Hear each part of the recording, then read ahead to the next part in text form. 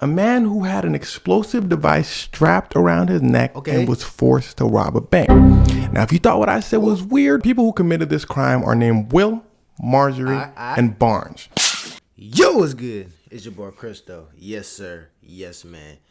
And we got that man Evie, and he talk about the weirdest case in FBI history. Let's hop right into this video. Oh, bro. We'll start with Barnes. Barnes, small town drug dealer, nothing too big on him. But Marjorie and Will are described as highly intelligent, but basically they're insane. Whoa, calm down, Jamal. Marjorie, a little history on her is the men around her life would mysteriously disappear.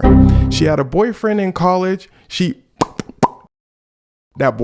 popped him. She had a whole court case. She gets off saying it's self-defense. She then gets a fiance. Her fiance ends up in the hospital one day. Marjorie brings him to the hospital. They said, girl, what happened? She said, oh, you know what? He hit his head. The fiance passes away. She said, dang, that's crazy. Stop it. She then gets another boyfriend. He passes by an overdose. Now, all this might be a coincidence, sure. But I just want you to understand who you're dealing with before we dive into the story.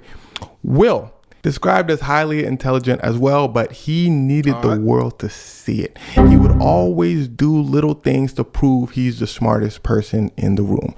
Take note of all of that. We about to jump into the vertical style video, but this is going to give you a little bit of insight into why crazy things are about to happen. All right, lock in. And just remember, their names are Will, Marjorie, and Barnes. One day Marjorie said, hey y'all, I'm broke. I said, all right girl, what you finna do to get some money? She said, my dad's rich. If I him, I'm finna get some money. Barnes said, okay girl, I'll do it for you. Just give me 250. She said, 250 what? Barnes said, 250,000. Marjorie said, nah, that makes sense. And this is where Marjorie had a problem. She needed to figure out a way to get $250,000. So she decides with Barnes and Will to rob a bank. Now you keeping up so far. They all decide, rob a bank, get 250,000, pay Barnes, Marjorie's dad, Marjorie gets her dad's money.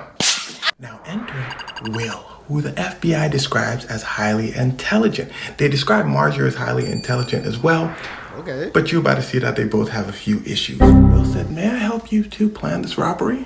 Marjorie and Barnes said, sure, what do you have in mind? Will said, well, you see, I have this explosive collar device I invented. Okay. All we gotta do is strap it to somebody and make them do the robbery for us. Marjorie and Barnes said, that makes sense. So they call up a pizza spot where Brian was working as a delivery driver. They said, hey, yo, can we get a pizza on our location? Brian said, large or medium? They said, just come to the location, don't matter. Brian said, y'all want some drinks with that? They said, no, thank you, Brian. Just come to the location. Brian said, bet, I'm on my way. Brian drives to the location. Barnes and Will grab him and pull out they say, you better do what we say or you finna have a problem. We need you to rob some banks. They then attach the collar to Brian, the pizza delivery guy's neck. Now here's where things start to get terrifying. Will then says, Brian, I've created a game for you. It's a scavenger hunt. After you rob the bank, you must find 4 keys. These keys will unlock your collar and you will be freed from the explosive device. Now, if you cannot find these keys, then this timer will go off and kaboom. Whoa, calm down, Jamal. Brian says, all right. See, another strange part of this story is Brian's calmness throughout the situation. He said, all right, I'm on my way. I'll go do it right now. Brian goes to the bank. He waits in line patiently for his turn. Goes to the teller and says, yo, they about to, blow this thing. Can you give me 250,000? I got 15 minutes. The teller says, Brian says, also I have this that's shaped like a cane that the guy who invented the collar also invented. So can you just... The teller said, I'm sorry, sir, is that a lollipop in your mouth? Brian was sucking on a lollipop. He said, oh yeah, I just saw some in the front, just help myself. Excuse me.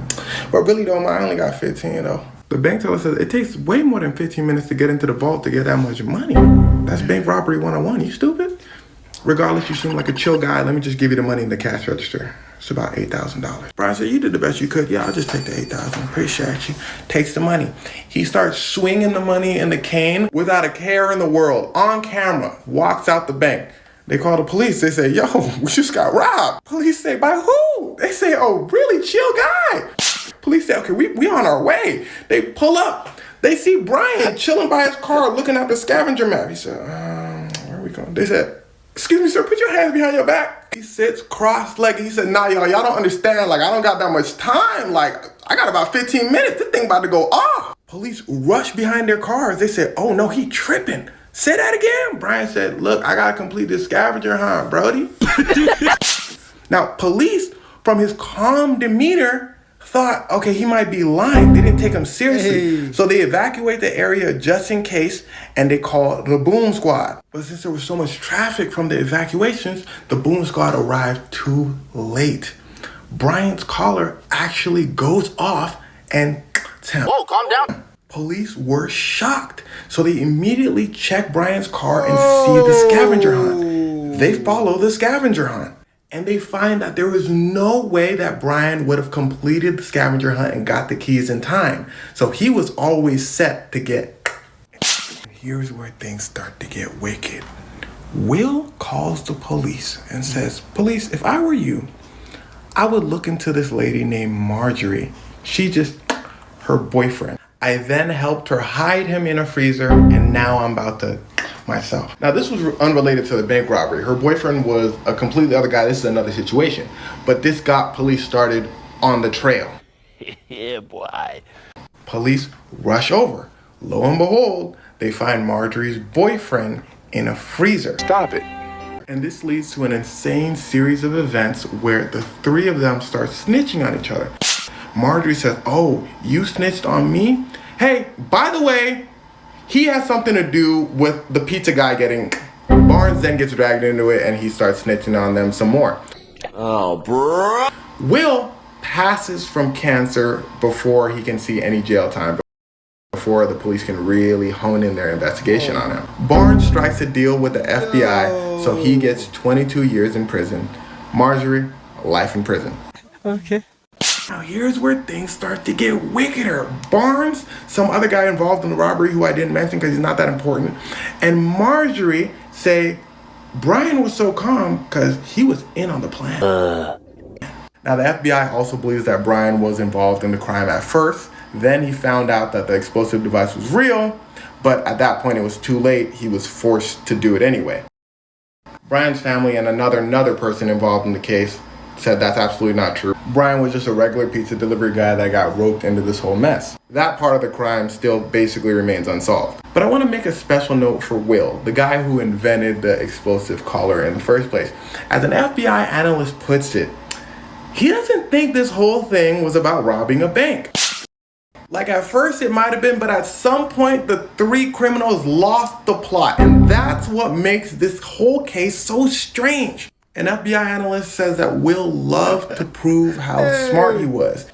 And this whole case was an elaborate game to do just that. To prove how smart he was, a scavenger hunt.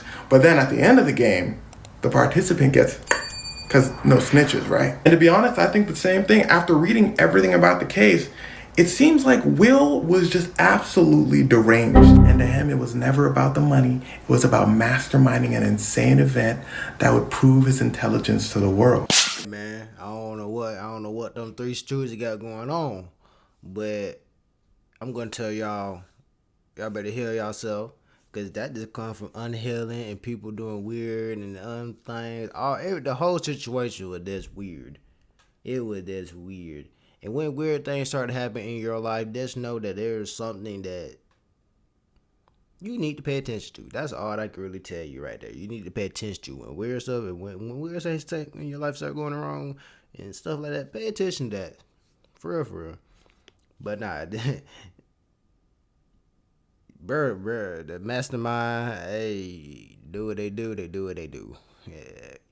That was saying weird don't always prevail. Like crazy. But you feel me? This is a wild story. But WV, my guy, it's your boy CristoReacts out. Yeah! And I need me to do if I ain't get paid, I ain't doing the show. Shit, I'm finna